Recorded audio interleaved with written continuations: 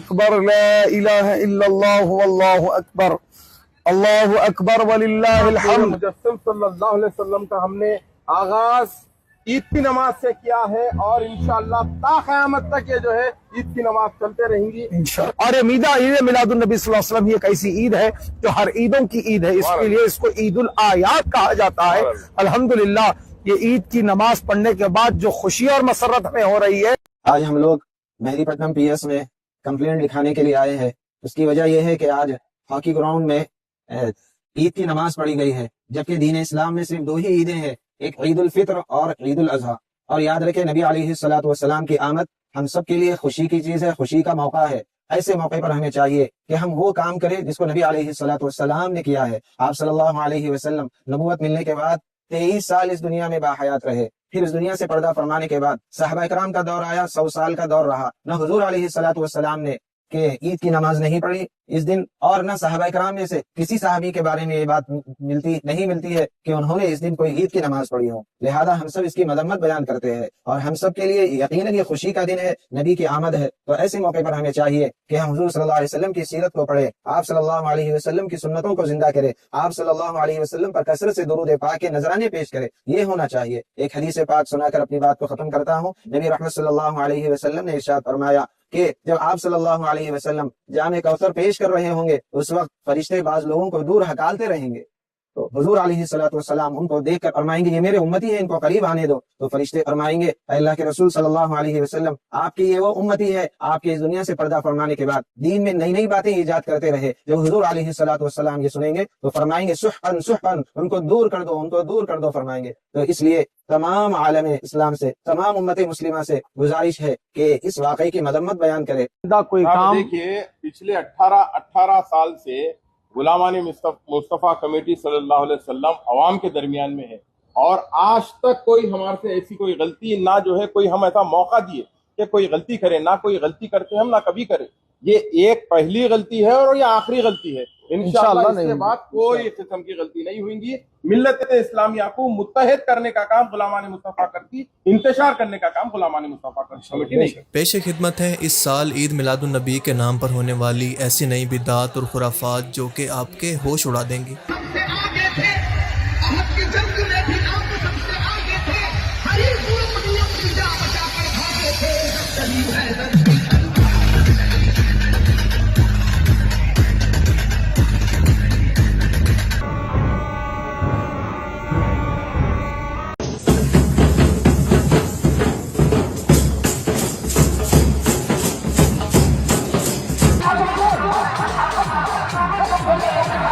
آپ سب کو یاد ہوگا کہ اکثر اپنی ویڈیوز کے اندر میں یہ کہا کرتا ہوں کہ جب بھی کوئی شخص اللہ اور رسول کے دین سے ہٹ کر کوئی نیا کام ایجاد کرتا ہے تو ایک وقت آتا ہے کہ دین کے اندر یہ اضافہ اس ایکسٹریم لیول پہ پہنچ جاتا ہے کہ لوگ گستاخیاں بھی ثواب سمجھ کر کرنے لگتے ہیں، اور وہ علماء کرام جو کہ اس بدعت کے حق کے اندر ہوتے ہیں ان کے ہاتھ سے بھی یہ عوام نکل جاتی ہے، اور اس کے اندر غلطی صرف اس عوام کی نہیں ہے بلکہ زیادہ غلطی ہے ان جاہل علماء کرام کی۔ اور ایسا اس لیے کہ آپ ذرا سوچ کر دیکھیں کہ جب اس جاہل عوام کو ان کے علماء کرام قبریں پکی کر کے مزارات بنانے کی اجازت دیں گے تو قبروں پر سجدے تو شروع ہوں گے ہی۔ یہ علماء کرام کرامات کے نام پر جب اپنے اولیاء کی جھوٹی شانیں بیان کرنا شروع کریں گے تو شوف سرکاریں بھی مارکیٹ کے اندر ضرور آئیں گی۔ اور جب میلاد کے نام پر تیسری عید کی بدعت شروع ہوگی تو بات یہاں تک پہنچ گئی ہے کہ اس سال حیدرآباد انڈیا کے اندر باقاعدہ اس کو تیسری عید کہہ کر نماز بھی ادا کی گئی۔ جی ہاں، عید میلاد النبی کی نماز باجماعت جیسی باقی دو عیدوں کی جماعت واجب ہوتی ہے، اور تیسری ان لوگوں نے خود ہی اپنے اوپر واجب کر لیا، جیسا کہ آپ اس ویڈیو کے اندر خود دیکھ سکتے ہیں۔ اب یہاں پر اس کو دیکھ کر کچھ لوگ اعتراض کر سکتے ہیں کہ ہو سکتا ہے کہ وہ شکرانہ کے نفل پڑھ رہے ہوں، یا پھر یہ بھی کہہ سکتے ہیں کہ یہ نماز ہی تو ہے، اس کا تو ثواب ہی ملے گا، کوئی گناہ کا کام تو نہیں کر رہے۔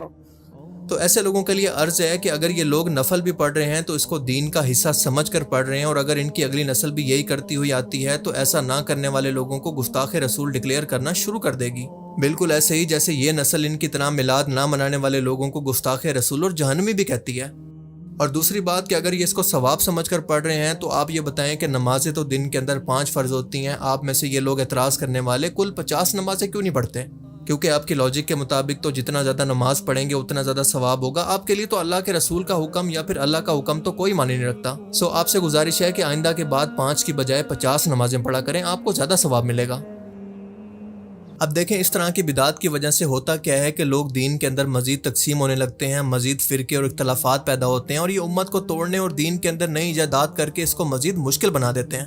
اور بالکل یہی وجہ ہے کہ نوجوان نسل اسی کو دین سمجھ کر دین سے آہستہ آہستہ بدزن ہونا شروع ہو جاتی ہے. جا کر دیکھیں ذرا کیا ہو رہا ہے. میلے ٹھیلے لگ گئے, ڈھول ڈھمکے پہ لڑکے ڈانس کر رہے ہیں, مسجدوں کے چھجوں پہ ڈانس ہو رہا ہے, لڑکیوں کو حور بنا کے بٹھایا ہوا ہے, چپس تقسیم ہو رہے ہیں, ہزاروں کی تعداد میں لوگ جھپٹ رہے ہیں, جمعہ قضا ہو رہا ہے, نمازیں قضا ہو رہی ہیں, کوئی پرواہ نہیں ہے. اور یہ کیوں آئے؟ 12ویں منانے کے لیے آئے. لائٹنگ کر کے, ٹکڑے بنا کر, نخوش بنا کر, اونٹ کھڑے کر کے, پہاڑ بنا کر میلہ بنا دیا ہے. عورتیں مرد نکل کر تفریح کے لیے باہر نکل رہے ہیں, جسم سے جسم مس ہو رہا ہے مرد عورت کا, لیکن ثواب کی نیت سے نکلے ہوئے ہیں. صاحب بھائی ہم تو دیکھنے جا رہے ہیں کہ 12ویں کی لائٹنگ کیسے. اس قسم کے لیڈروں کی حماقت کہوں یا اس کو حکمت کہوں؟ ان کے نزدیک حکمت ہوگا, میں تو حماقت کہوں گا. کھلا مزار پہ چلے جاؤ, چادر چڑھا دو, تمہارا کام ہو جائے گا. ایک گھر میں نماز نہیں پڑھی جا رہی, قرآن پاک ترجمہ تفسیر سے نہیں ہو رہا, اس کتاب میں اس گھر میں حدیث کی کوئی کتاب نہیں ہے, سیرت کی کوئی کتاب نہیں پڑھی جاتی, لیکن 11ویں ہو رہی ہے, 12ویں اہتمام سے ہو رہی ہے. 9-10 محرم کی نیاز بڑے اہتمام سے ہے, گونڈوں کی نیاز کبھی نہیں چھوڑی ہے, ماہانہ ختم قادری بھی ہو رہا ہے, آیت کریمہ کا ختم بھی ہو رہا ہے, ابا مرے تو تیجا 40واں بھی کیا گیا ہے. لیکن جو اصل دین تھا, جس کی ترقین, جس کی ترغیب, جس کے بارے میں حکم قرآن و حدیث میں موجود ہے, وہ ہمارے ان مقررین نے بنایا ہے جو صرف بزرگوں کی کرامات سناتے رہتے ہیں, ان کے فضائل سناتے رہتے ہیں, اور قوموں کو یقین دلاتے ہیں کہ تم نماز نہیں بھی پڑھو گے, غوث پاک تمہیں جنت میں لے جائیں گے, منیدین تمہیں جنت میں لے جائیں گے, تم نعت خوانی میں بیٹھو, نبی کریم صلی اللہ علیہ وسلم بروز قیامت تمہیں اپنے ساتھ جنت میں لے جائیں گے. یہ دیکھیے 12 ربیع الاول, آج جمعہ کا دن, یہ گستاخ رسول نماز پڑھ رہے ہیں. گستاخ رسول, یہ سارے گستاخ رسول ہیں. اب آپ کو عاشق رسول دکھاتے ہیں, بنے رہیے آپ لوگ عاشق رسول کو دیکھنے کے لیے. یہ رہا عاشق رسول کا منظر, وہ تھے گستاخ رسول اور یہ ہیں عاشق رسول.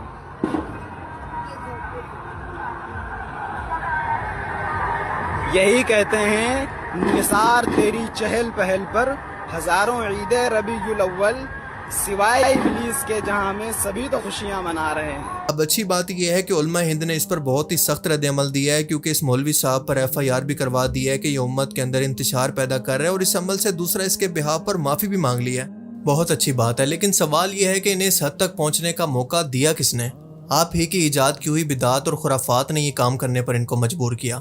اور یہ بتائیں کہ یہ نبی کریم صلی اللہ علیہ وسلم کی ولادت کو منانے کا کون سا طریقہ ہے؟ ذرا یہ ویڈیو دیکھیں کہ ایسا لگ رہا ہے کہ کوئی میوزیکل کنسرٹ یا پھر کوئی مجرے کی محفل چل رہی ہے. ولادت مصطفیٰ کے نام پر ایسی خرافات کی جا رہی ہیں کہ اللہ کی پناہ جن کو بیان کرنا بھی پاسبل نہیں ہے. جس نبی نے اپنی پوری زندگی اس امت کی ہدایت کے لیے رو رو کر دعائیں کی, خود پر اور اپنی آل اولاد پر کفار کی جانب سے پہنچائی گئی تکلیفیں, مصیبتیں, بلائیں, جنگیں, بھوک اور تنگ دستی کو برداشت کیا, اس بکھری ہوئی امت کو جوڑ کر ایک امت بنایا, اس کو وصیت کی کہ نماز, روزہ, زکوٰۃ, حج کو نہ چھوڑنا, ظلم مت کرنا, جھوٹ نہ بولنا, دین کے اندر نئی نئی بدعات سے بچنا, قرآن پاک اور میری سنت کو پکڑ کر رکھنا. آج اسی امت نے اس نبی کو خوش کرنے کے لیے یہ کام کرنا شروع کر دیے ہیں. آپ لوگ اپنے دل پر ہاتھ رکھ کر بتائیں کہ آج اگر اللہ کے رسول ہم میں موجود ہوتے اور یہ سب کچھ اپنی آنکھوں سے دیکھتے تو ان کو یہ سب دیکھ کر کتنا تکلیف ہوتی.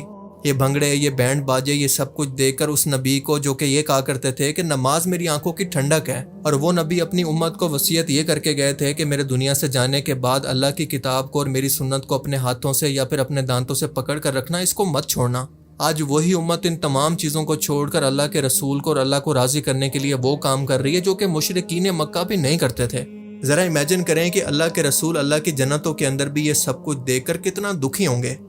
آج اگر ان لوگوں کے درمیان حضرت عمر رضی اللہ تعالیٰ عنہ زندہ ہوتے تو ان لوگوں کا کیا حال کرتے آپ بہتر طور پر سمجھ سکتے ہیں. اگر ان لوگوں کو میلاد مصطفیٰ منانا ہی ہے تو یہ اس طرح سے کیوں نہیں مناتے جیسے خود نبی پاک صلی اللہ علیہ وسلم منایا کرتے تھے. نبی کریم صلی اللہ علیہ وسلم اپنی پیدائش کی خوشی کے اندر ہر سوموار کو روزہ رکھا کرتے تھے شکرانے کے طور پر. اگر ان لوگوں کو نبی کریم صلی اللہ علیہ وسلم کو خوش اور راضی کرنا ہے تو ایسے کام کریں جن کا رسول نے ہمیں حکم دیا, ان کی ہر ایک سنت پر عمل کریں. پر اس کے برعکس یہ سب کچھ جو یہ لوگ کر رہے ہیں یہ دین کے اندر کہاں پر لکھا ہے, اس کا حکم کہاں پر دیا گیا ہے؟ کیا اس طرح کی چیزوں سے کوئی غیر مسلم اسلام سے متاثر کبھی ہو سکتا ہے؟ آپ سب لوگ اچھی طرح سے جانتے ہیں کہ اسلام کے بارے میں جو بھی کانسیپٹ ویسٹ کے اندر بنتا ہے وہ مسلمانوں کی حرکتوں کو دیکھ کر ہی بنتا ہے. انہی لوگوں کو دیکھ کر غیر مسلم اسلام کو جج کرتے ہیں، ان کی حرکتوں کو دیکھ کر اس سے متاثر ہوتے ہیں یا پھر اس سے بدظن۔ آپ ایک لمحے کے لیے ذرا سوچ کر دیکھیں کہ جس جگہ سے اسلام کی شروعات ہوئی وہاں پر کوئی ایسا بنگڑا، کوئی ناچ گانا، کوئی ڈی جے کچھ بھی نہیں ہوتا۔ تو کیا اس کا مطلب ہے کہ وہ لوگ نبی پاک صلی اللہ علیہ وسلم کی ولادت سے خوش نہیں ہیں؟ کتنے افسوس کی بات ہے کہ نبی پاک صلی اللہ علیہ وسلم کی سنت پر عمل کرنے والے ان لوگوں کو یہ لوگ گستاخ کہتے ہیں، جبکہ یہ خود مشرکین مکہ کے راستوں پر چل کر خود کو مسلمان اور سچے عاشق رسول ثابت کرتے ہیں، اور یہ وہ لوگ ہیں جو کہ محبت کے نام پر نبی پاک صلی اللہ علیہ وسلم کی توہین بھی کر جاتے ہیں۔ نبی پاک صلی اللہ علیہ وسلم کی ذات وہ ہے جس کے بارے میں اللہ نے حکم دیا کہ نبی کے سامنے اپنی آوازوں کو بلند نہ کرو ورنہ تمہارے سب اعمال برباد ہو جائیں گے اور تمہیں پتہ بھی نہیں چلے گا۔ اب اس کا مطلب یہ ہے کہ نبی کریم صلی اللہ علیہ وسلم نہ صرف اپنی دنیاوی زندگی کے اندر بلکہ اپنی وفات کے بعد بھی بالکل ایسے ہی قابل احترام ہے جیسا کہ دنیاوی زندگی میں۔ لیکن یہ جاہل اور برین واش قسم کے لوگ روزہ رسول پر بھی جا کر غلام ہے رسول کے غلام ہے کہ نعرے لگا کر نبی کی توہین کرتے ہیں اور اس کو ثواب سمجھتے ہیں۔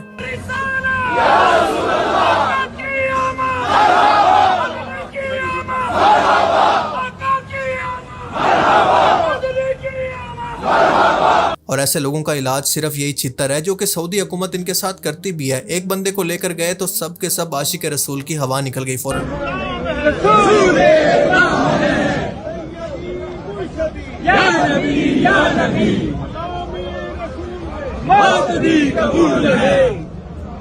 جس دل میں نہ ہو عشق مصطفیٰ، جس دل میں نہ ہو عشق۔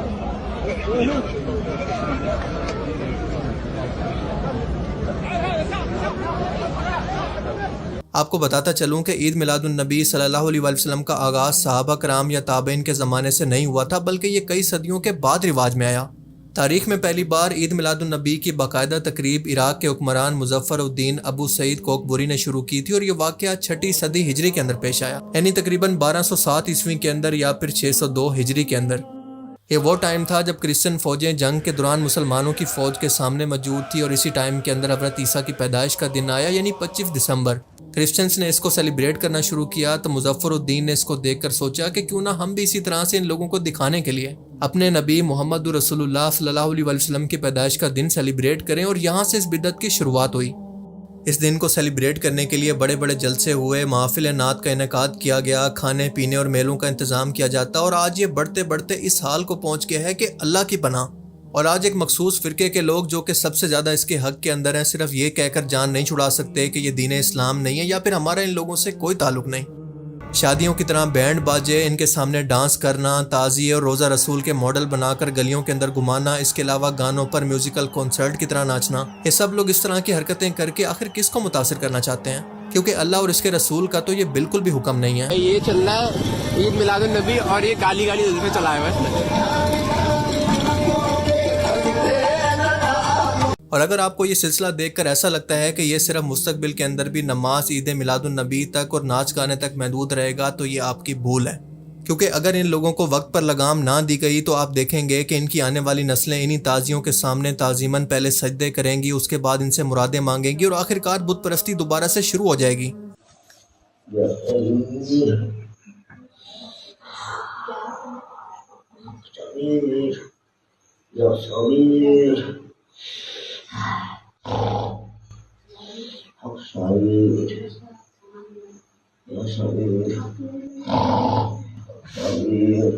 اور اسی لیے میں کہتا ہوں کہ تمام مسلک کے علماء کرام کو اپنے اختلافات وقتی طور پر بلا کر اس مسئلے پر اکٹھا ہو کر ان تمام خرافات کے خلاف ایک فتویٰ دینا ہوگا، اور پوری دنیا کو یہ واضح کرنا ہوگا کہ ایسے لوگوں کا دین اسلام سے کوئی تعلق نہیں، اور جو بھی کوئی ایسا کرے گا قانون کے ذریعے اس کو سزا دلوائی جائے، کیونکہ اس طرح کے لوگ نہ صرف اپنی حرکتوں کی وجہ سے دین اسلام کو بدنام کر رہے ہیں بلکہ مسلم دنیا کی یونٹی کو بھی توڑنے کی وجہ بن رہے ہیں۔ اور اگر ہم لوگوں نے آج مل کر کچھ نہیں کیا تو ہماری آنے والی نسلوں کو ان گمراہیوں سے کوئی بھی نہیں بچا پائے گا۔ اللہ تعالیٰ سے دعا ہے کہ وہ ہمیں سمجھنے کی اور نیک عمل کرنے کی توفیق عطا فرمائے، آمین۔